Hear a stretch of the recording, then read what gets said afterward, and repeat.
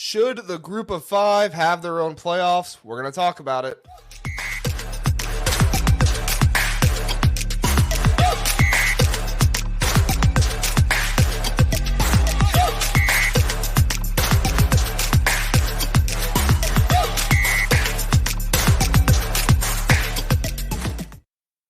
We have assembled an all-star crew of current G5 and former G5 who are now Power 5 here to talk with us about some of Josh Pate's thoughts on the group of five recently. If you haven't been paying attention, Josh Pate of 24/7 had some harsh words to say about group of five football. He even went as far to say that it's not even the same sport as schools like Alabama and Georgia, failing to reference that Alabama did struggle with a G5 team this year. Anybody remember that, right? USF. I mean, it was like a tie ball game there for most of the game. Well, for 2 minutes left, I think USF was about to drive down the field, and then Alabama, they had like a game-winning drive. It was like their best drive of the game. Alabama's defense obviously played well, but I tell you, that USF defense didn't look all that far off from the Alabama offense there. However, he also went in to say that teams like Georgia State are in no comparison for the same championship as teams like Georgia.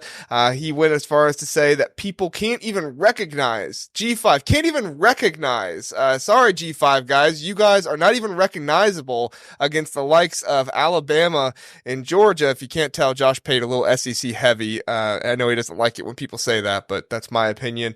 And he even went as far to say that Coastal Carolina wouldn't even win the 12-team playoffs in a 1 million simulations. They would never even win. I don't know why simulations is the idea, but that's his idea there. I think he failed to remember that Texas almost got beat by Houston, former G5, first year in the Power 5 earlier this season. You know, Texas, playoff team, somebody who is an SEC team now. Many are putting on the same level as Alabama. 4 minutes left, 24-24. Houston down 7 with 1 minute left on 4th and 1. There was another Alabama team that was, down 7 with a 4th and 1 at like the 10-yard line when they were playing a Michigan team. I don't know. Was Michigan and Alabama playing the same sport that game? I think they were, but maybe not. And then, of course, the big game, Tulane, they were tied with top 10 team Ole Miss in the fourth quarter in that game. Point is, guys,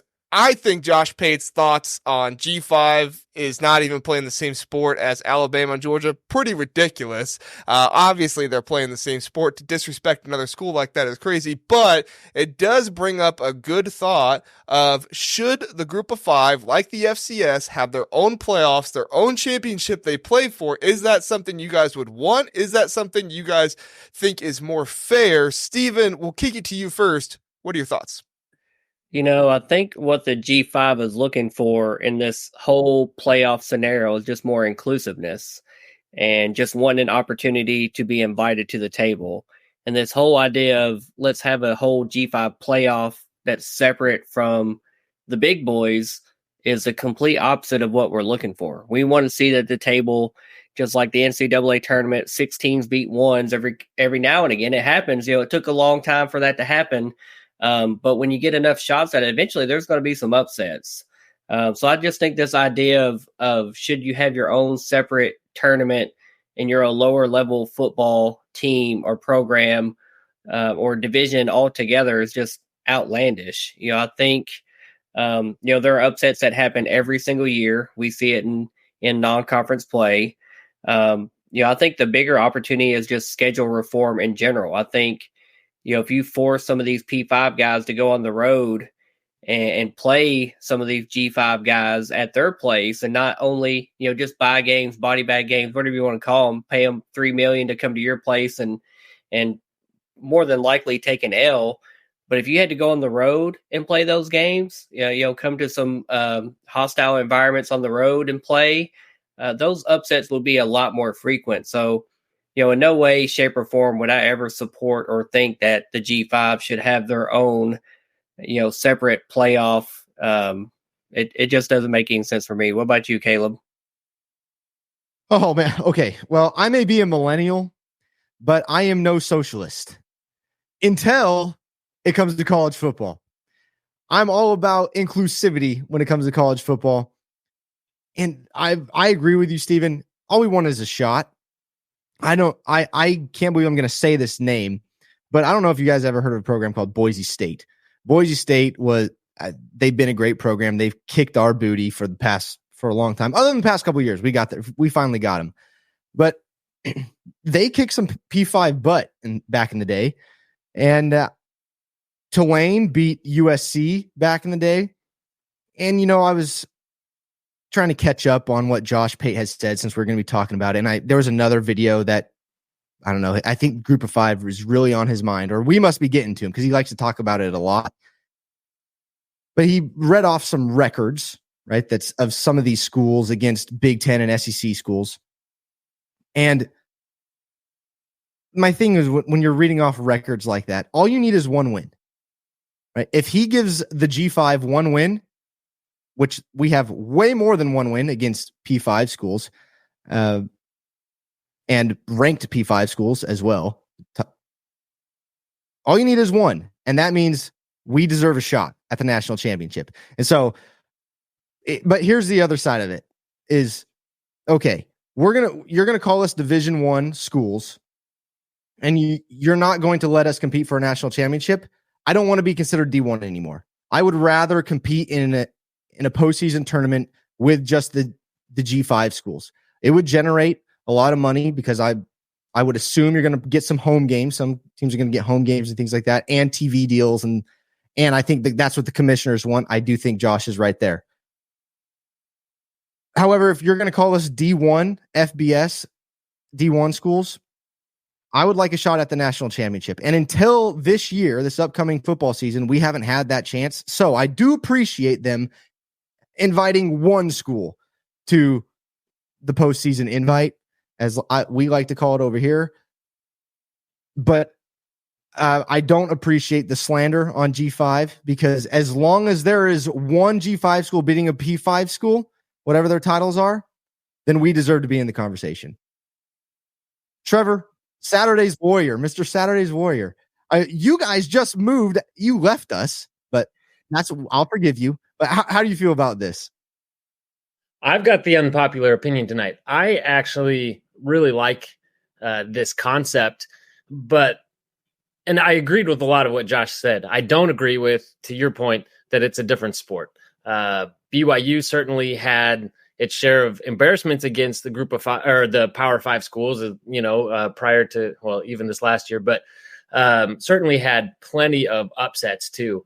And I understand the argument for inclusivity, because BYU, as an independent, really kind of straddled that line. We preferred independence, which was difficult. You didn't have a lot of the benefits of conference because it allowed us to play closer to a Power Five type schedule, and allowed us to kind of say, we're not quite Power Five, but we're also not quite G5.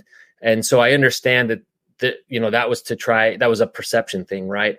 And who we're playing and how we were viewed, as opposed to being back down officially into a G5 conference. But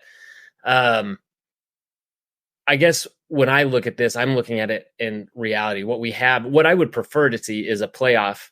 Like we're going to see a bigger playoff. I'd like to see a more expanded. I don't know if anyone read the book Death to the BCS back when that came out, back before the playoff was a thing.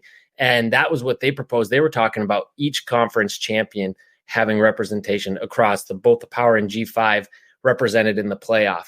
And that made a lot of sense to me. You're playing, much like the playoff is now, you're playing the earlier rounds as home games, later rounds are these major bowl games. And I thought that sounded like a great system.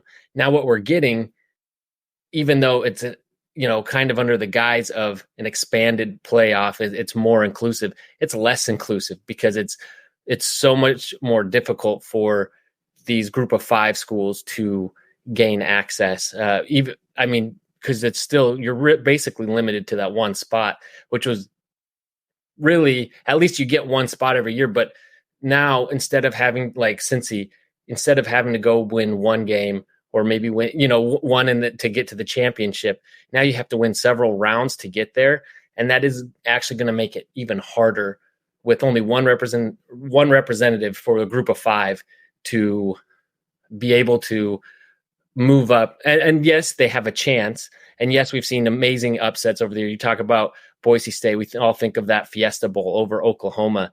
But that was a slugfest. Could Boise State have then turned around and done that again the next week against another top caliber school? Maybe. And we'll never know because we didn't get to see it play out in a playoff, unfortunately.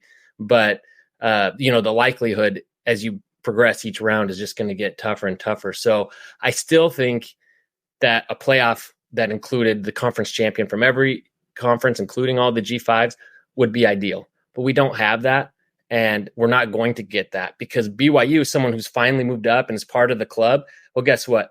The Big 12 is already, being kind of pushed aside by the Big 10 and the SEC and treated kind of as still second class in terms of, we don't want to give you as many automatic bids, or we don't want to pay you as much to be a part of this. And so I still think, and that was the one thing about this article from Dennis Dodd, is that it was pretty light on the detail in terms of what this playoff would look like, and even hinted at maybe the winner of this tournament goes and becomes the G5 representative in the playoff. I would also put out there, maybe you just take the best group of 5 school or any that qualify for the playoff, and they can go do that.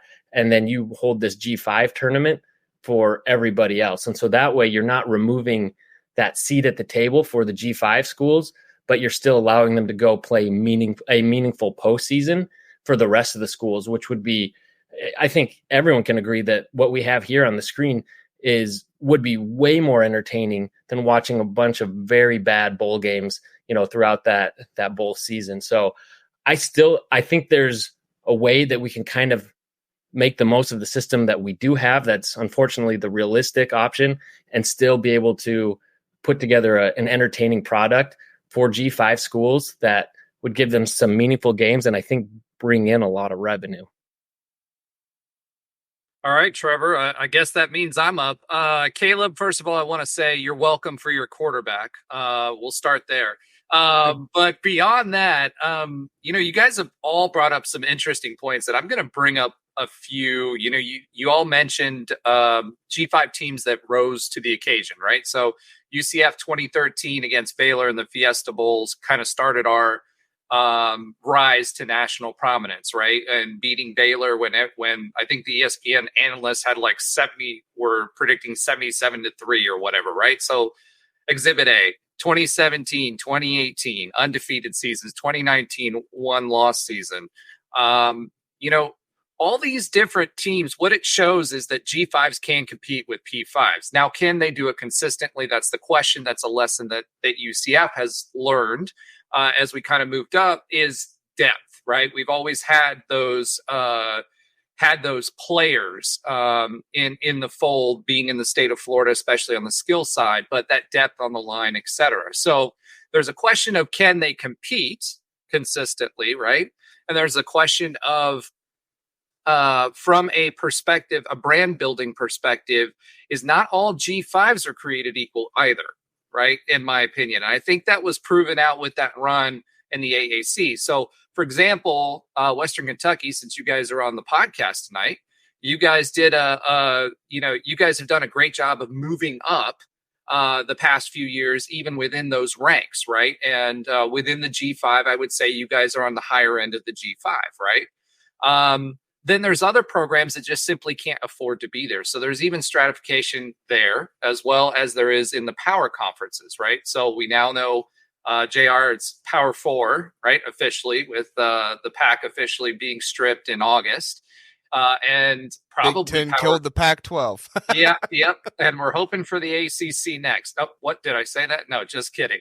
But at the end of the day, what it boils down to is there are certain brands within the G5 that consistently put forth the effort and have the program and want to continue to move up. What I'm afraid of is, as you're creating more and more separation with an official playoff, are you creating that ability for someone to move up or move their brand up, for good? We like to say at UCF that we caught the last boat out, right? Other than SMU that bought their way in, but we aren't talking about them tonight. But the bottom line is, when you start for the G5, it's kind of perilous because yes, we all, as a former G5 member and someone who fought tooth and nail brand wise, who wasn't given an opportunity in 2017, who wasn't given an opportunity in 2018, believe that Cincinnati was given an opportunity because of all the noise we made around it, right? The question becomes then, are we creating artificial separation? Because I think this G5 playoff is coming from the G5. They're saying, hey, we want meaningful games. Hey, we want to be able to monetize that and make a little extra money because we're not getting the same raise as the power conferences are. So there's some advantages to do that. There are some challenges to overcome with that, specifically with money, right? As we're seeing with the quote unquote Power 2, Power 4, G5 separation. Trevor pointed this out. There's a lot of money involved with this because let me remind you, the playoff is not the chance. We kind of joke about this because the shirt I'm wearing this week, right, in honor of the G5s, right, the Natty Championship shirt for 2017. We joke about this, but the playoff is an agreement between the schools, right, and it is an invitational tournament. It is not an actual, NCAA sanctioned. It's a selector for a national championship, right? So again, if you now make the G5 championship a potential national selector for a national championship, then you give it some validity. Other than that, ESPN owns, I think it's 40 or so of the bowls that are out there. They're not going to want to do anything that's going to diminish any of those bowls, right? So if you can tie ESPN in there, they're going to come back in there as well. So ultimately, there's the money side, but there's the perception side. And for those brands like Fresno State or San Diego State or Boise State or those WKU and how they're moving up in the stratosphere of college football, do you want to give up that levity, that being in D1 football for a few extra dollars in a G5 playoff? That's the big question that college athletics is going to have to grapple with, right? Because it's a G5 initiative. It's not a P4 initiative, right? It's a G5 initiative. So the question is, do you want to trade that visibility and what is effectively a CBI tournament for the rest of your teams for a little extra cash? And as a UCF fan, I would not want to do that because that takes my ability from a perception perspective, right, when we were in the G5, to be seen as a team that's on the cusp or just as good as. We know that they can play as good as, but from a perception, branding, etc. perspective, if I were a G5 member today, I would not want that to happen. But I'm curious to hear what you think, Tyler. Well, I'm going to echo something that I said whenever me and Moff talked about Western playing Ohio State this past season, that we all put our pants on the exact same way. We all put the helmets on, pads on the exact same way. I say let whoever wants to play with each other play. I mean, as Moff said, there's a bunch of upsets that happen every season. And I don't think just because we have the G5 label that we are any less or any weaker than a P5. Now, granted, yes, if we had the NIL money of Alabama, Texas, Georgia, Ohio State, if you would, we'd get more players, and better players. But, that's what America loves. America loves the underdog story, right? I think Pate could take a long walk off a short pier, if you ask me. Just like Sankey did, the SEC commissioner, when he mentioned that the NCAA should be nothing but P5 schools, that the G5 shouldn't get the automatic qualifier. I think that's garbage. And to me, it's just straight up disrespect. That dude, screw him. Screw him and everyone like him. As a G5 school, I want to play against the best, and I want to prove ourselves, and our team wants to prove themselves.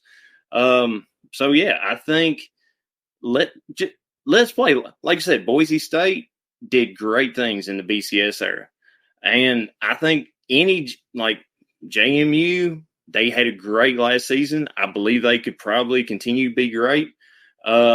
Western, as you all said, we are moving up. But, I mean, just let us play. That's what the sport is about, playing against each other, competitiveness. You know what I'm saying. Competitiveness. Yeah, that word. Thank you. But no, I mean, it's all – it's like, all right, UK will never come down to Diddle to play. But if you look at and basketball, football neither. Look at Duke Stadium. Duke Stadium's small, but everyone would sell their left leg to play in there.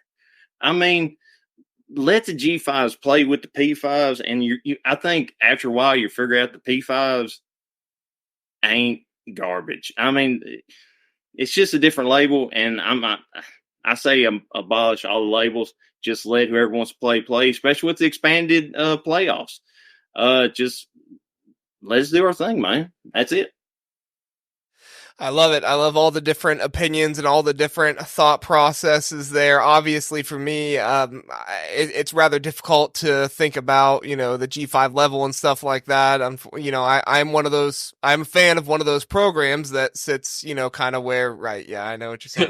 I'm a fan of one of those programs that Josh Pate was talking about. Like, oh, it looks like a different sport, a different level, whatever. I got to be honest. When we played Western Kentucky this past year, I was saying to myself, this is going to be a really good test for our secondary. Did I think going into the game that there was a likelihood that we would lose the game? I didn't think it was super likely, but I've also seen what Appalachian State did to Michigan, 10, 20 years ago. I've also seen what happened in the past where Tulane beat USC. And so going into that game, did I have the most fear in the world? No, but I'm also not unrealistic to say that Western Kentucky's not even playing the same sport as us or anything like that. So I would never get to that disrespectful level. And at the end of the day, I think that's the beauty of what college athletics is that you can have teams that really truly are Cinderellas like what you have in college basketball. And I'm not trying to turn this into a basketball show, but you can have these college basketball teams come up and beat other Power 5 teams. What was it? Oakland beat UK earlier this year. And I get it. Football's a different sport. There's an amount of size that some Power 5 teams have that, is just greater than what other teams have. But at the end of the day, if that does happen, I mean, can you guys imagine if Fresno State does make it to the college football playoffs and they manage to beat the team in the first round and then it's a fourth quarter game with, Georgia or whoever it is? I know Josh Pate would say that would never happen.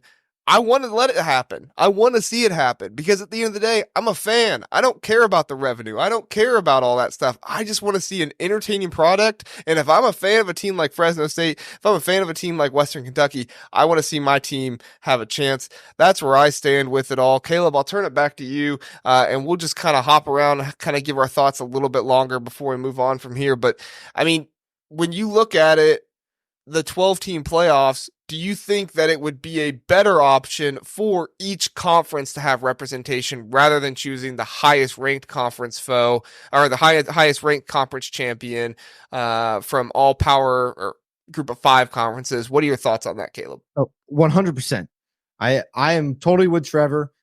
Every conference champ should have the opportunity to play for a national championship. Otherwise, what's the point of having a conference championship? And I know that was a topic of conversation at the end of this past season because conference championships don't mean much anymore, unfortunately. So I am all for conference champion, bringing back the meaning of conference championships and conference champions competing for a national championship. Otherwise, I get to look forward to playing in the New Mexico Bowl. Yay. So it'd be one thing if bowls still mattered, right? But right. Like, how many times does a G5 team beat a P5 or P4 now, I guess, team in a bowl game? And it's like, well, it doesn't count because they weren't playing their starters. Like, right. Well, and the Mountain West champion gets to play in the LA Bowl. And I can't tell you out of the past 5-6 times we've been in the LA Bowl, Mountain West champion, we win. Because one, the Pac-12, the 5th place, 7th place Pac-12 school doesn't care. The kids sit out. Our kids care because this is their Super Bowl.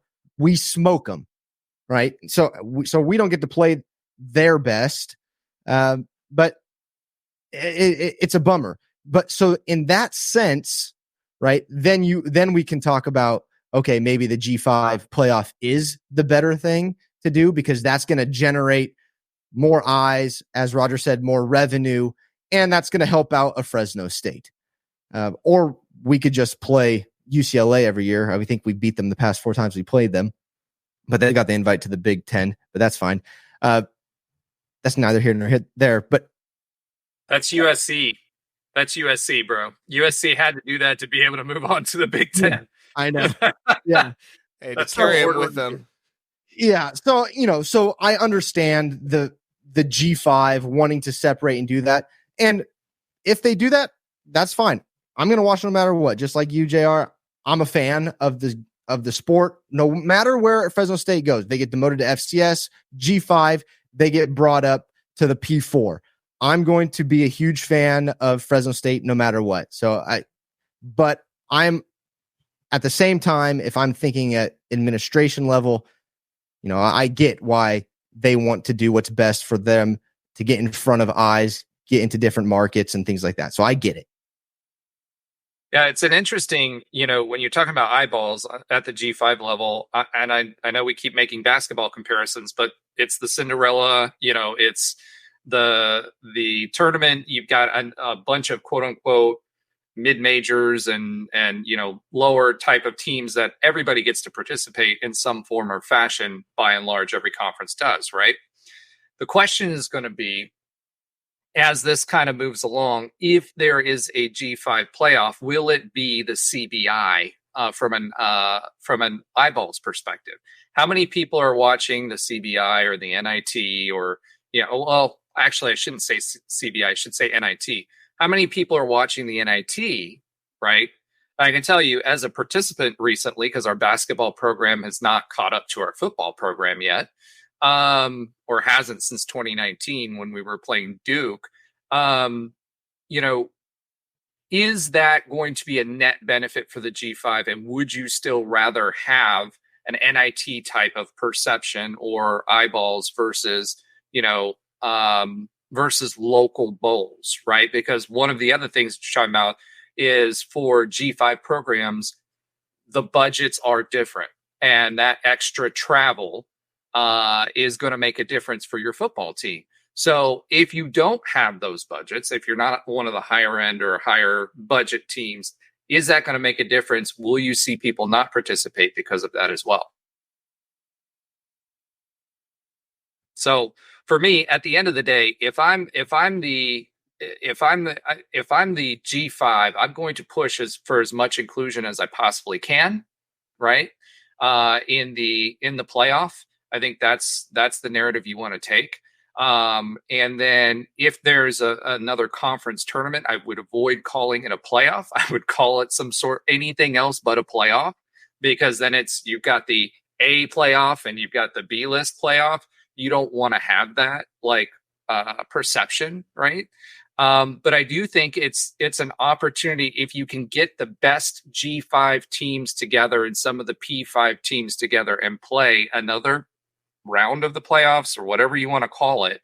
I think that's an opportunity for the G5s to have more meaningful games for those top level G5 teams that don't and won't exist if they're not in the playoff. I mean, JR, you talked about the highest ranked G5 team. I can't tell you how many times UCF was looking throughout the year, and then their records are here, and you've got a 3-loss SEC team that's ranked above us going in the latter end of the season. It was made so that we could not make the playoff or the 14 playoff. Like, we literally watched it happen, right? So at the end of the day, what it boils down to is, do these teams have meaningful games? And as fans, do they have meaningful games that we want to watch, right? Can we distill that into something else other than P5 playoff? And can the G5 monetize it? If that's the case, I still think you still have the Cinderella narrative with the G5 being able to get an automatic qualifier, and that creates excitement towards the end of the year. Like, which one of the G5s are actually going to make it, right? We would have some Cincinnati UCF battles, UCF Tulane battles, UCF, whoever was good, anybody but the Cows. And for those of you that were watching me do thumbs down, every time the Cows were mentioned, we don't call them, but we call them the Cows of the directionally challenged school from West Central Florida. But that's what the thumbs downs were for. So I just wanted to get that out there. They're still rivals, even though they're G5. At the end of the day, what it boils down to for all of us is we want to see quality football. We want to see opportunity. Thank goodness the G5 has an opportunity now to at least be included in the playoff that's cemented there. I think at this point, as long as you're careful not to build a perception that, okay, you've got A tier, B tier that they can use on the next round, because remember, there's going to be a look in for the playoffs coming up again here. I think it's 2037. Is it 2037 that the next look in is? Something like that. Yeah. As long as you have to be careful to be able to balance that. But as far as G5 teams, the top G5 teams can play with the P5 teams any given Saturday, right? The question is going to be, what's the right move for the G5? Because it's the G5 that are making this decision, not the Power 4. Steven, you started us off with all this stuff, gave your thoughts first, and I'm sure you're digesting everybody else's thoughts and just agreeing with everything they're saying. But what are your thoughts after hearing what everybody else is saying, Steven? I think overall playoff expansion is good. I think having one seat at the table is not ideal for the G5. I think inevitably we're going to end up with an even more expanded playoff. I think we're going to end up at 16 teams at some point. And I think we would hope that we have more G5 representation at that time. Obviously, that's from a fan perspective. I hope that happens, but people that are in decision-making positions, money-making, eyeballs, networks, etc., may not agree with that. But, whoever, I don't remember who the person was that brought up earlier that said maybe if the G5 had a set amount, 2, 3, 4, whatever representatives in the playoff for the national championship, and then if we still had a separate G5 tournament, whatever you want to call it, to the side that was not those included people, I could see that being win-win for both, because you're getting more revenue opportunities, but not taking revenue away from the playoff and from a national championship opportunity.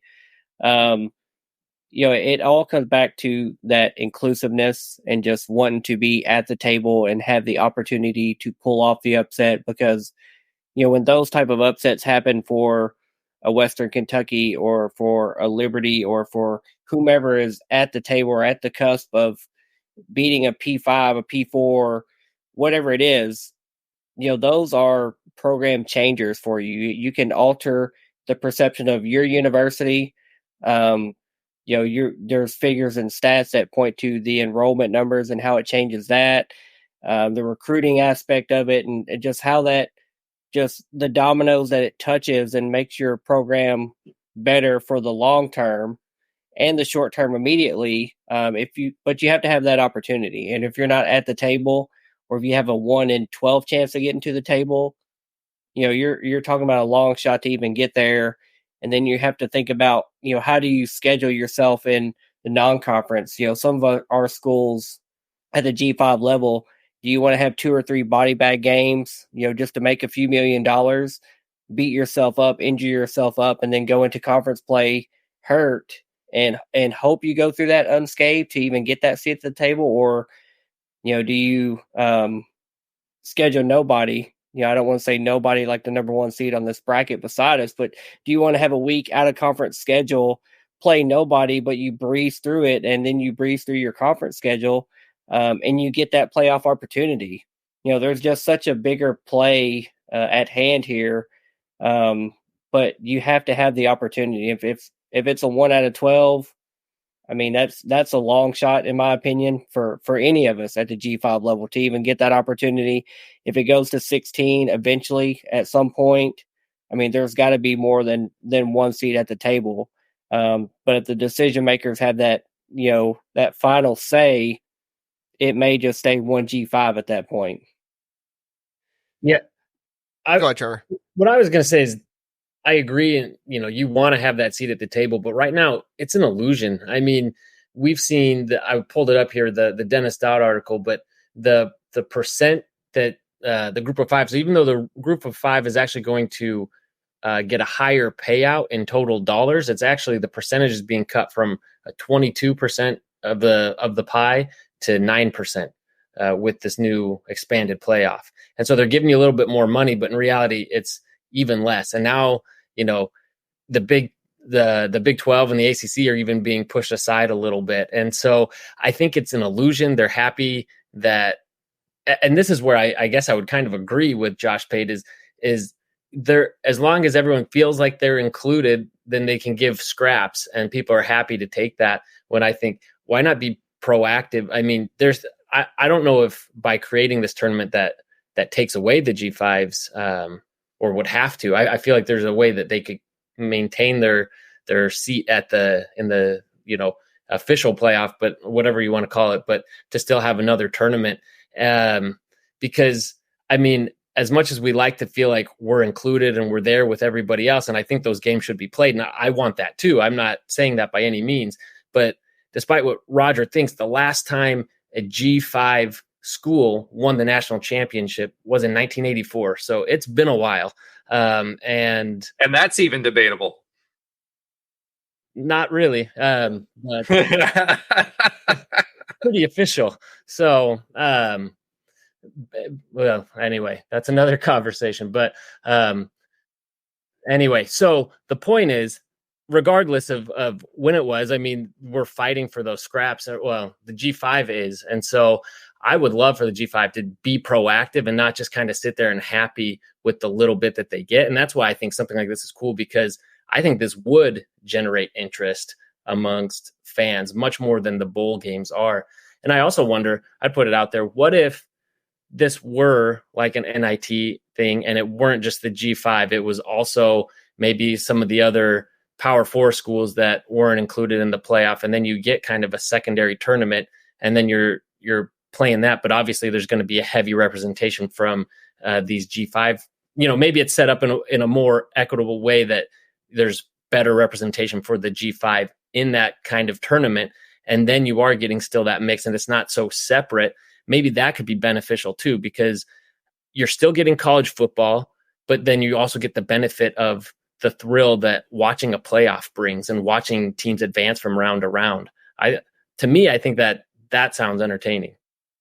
It's an interesting idea, Trevor, to think that a team could, I'll let you go here in just a second, Caleb, and then we'll get final thoughts from Tyler and move on. But to think that thoughts of like, what if Liberty went to the playoffs this year, right? 12-team playoff, Liberty went, and then there was a 12-team playoff for Group of 5, where like that best team or whatever, best quote unquote team still goes to the playoffs, but then you still have somewhat of that, for lack of better words, NIT bracket for the Group of 5, where you have, like the schools over here, everybody just move up one, and I think the one you would add in more is maybe UNLV or something like that. But anyway, you add them in and make that happen. That would be a good thought process there. Caleb, what were you going to say? No, I want to hear Tyler. Go ahead, Tyler. Okay. Oh, no, Caleb, you're good. I will finish it up.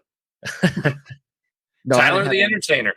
Yeah, I didn't have anything to say. I just said I like what Trevor has to say. The P5, they get one team in the G5 tournament. There we go. Yeah, I mean, I agree with that. Kind of like a few years ago, not turn into a basketball podcast, when Western played in the NIT. We beat Boston College, USC. We all played them games. I mean, I think we lost in the Final Four against the Utah Utes. I mean, that's the thing. I wouldn't expect MTSU to make it into the national championship, even if it was expanded. They're garbage.